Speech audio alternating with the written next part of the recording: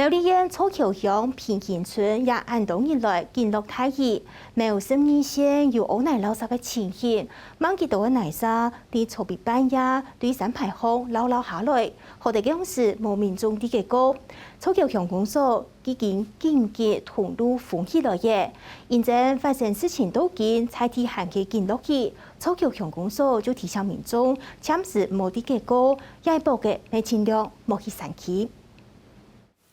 監視器嘅畫面，做得看到幾片嚟嘅山呢，對當行流下來，馬高路面咩本土石漸到強起來，山當嘅眾人咩多多路順，畫面當得人驚。現場奔下來嘅山呢，有20人工廠案發，高度有5層樓，好在在當時係半夜1點鐘，無人查經過一片。那個柏油路面都被拋起來了，蠻嚴重的。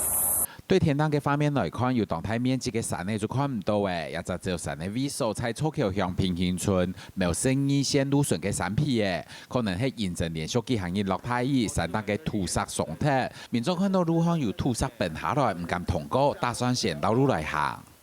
這條平溪村主要道路啊，到另外一邊那個謝生伯公，然後轉牛寮坑出去。先暫時單線通車嘛，等